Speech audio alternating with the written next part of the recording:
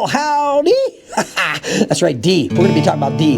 Hey, this is Ohio Jimbo, and we've got another great lesson to show you variables of the D, the little triangle down here, and how we can blend that in with two previous videos. One with the C, learning the C note and all of its variables, and the other one with the G and learning the G note in all of its variables. So, we're getting into the D. Let's get into it.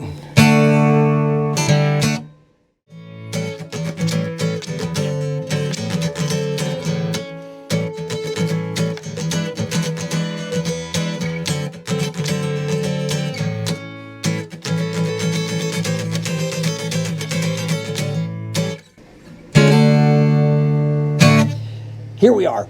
We've got the D, and the D is, I think, one of the easiest of those plays. Now, I like the G, and we talked about the C, and we showed the D. Again, they're all triangles. If you notice, they're all three notes in those strings, and they're all, so far, in the first three frets, right? So we got a lot of threes going on here.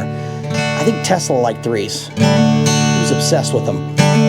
So, we're going to talk about the D. So, the D can be played in a couple of ways. You can actually play it this way.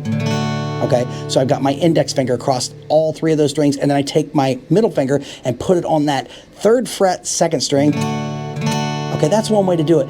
It's a little cumbersome.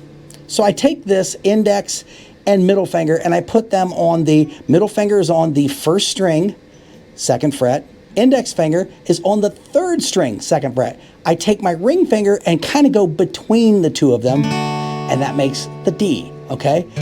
So the D can have so many variables to it. And whether or not you are strumming this, plucking it, or whatever you may be, that becomes the chord. And as I mentioned in the previous video, you want to try to practice. You want to try to practice getting your hand clear off the neck and get it back on without even looking. That's muscle memory. You'll get to it. And sometimes you'll find yourself, oh, I'm a fret off. And listen. It slides right in, right? Not a bad sound. So you'll know that. And if you get too high, you just keep strumming through that D. So that D is a fun one to play. This has a little bit more variables to it because you can actually take it into like the hammer on these two fingers.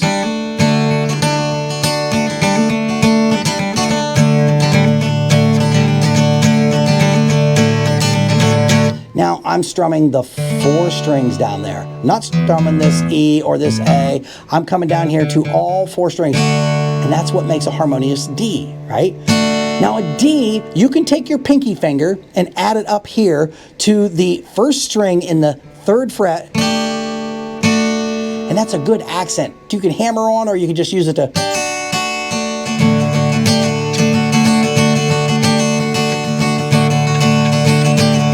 Or you can, sounds like Queen a little bit there, doesn't it? And here's another version, okay? Take that ring finger off, and it kind of feels a little flat, but if you switch all these fingers around, it becomes a D7th. And your fingers are all pretty much so in that first 2 to 3 frets, so you hear that difference?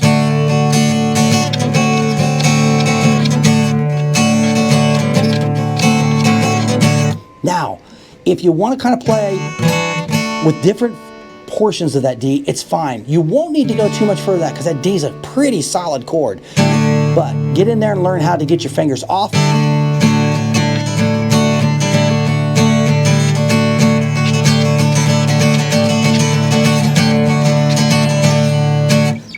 So many variables. When you lift your middle finger off, doesn't sound good when you're strumming it, but when you do it in conjunction with a chord,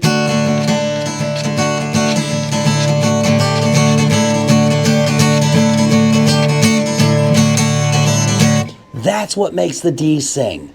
Being able to move around and have the variables of that D. So earlier video was a G with variables. Next video was a C with variables. This one's a D with variables. Now when we put them together, it allows you to kind of start to find out why those variables make sense. So if you're...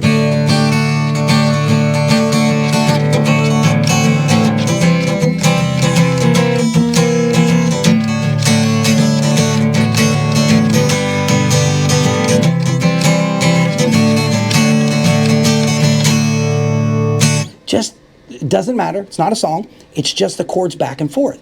So the D, the C, and the G together can make a song.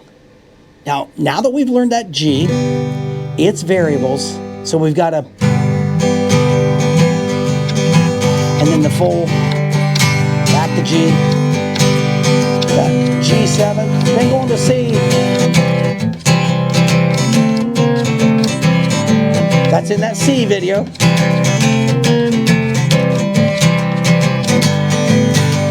Then down to a D, C,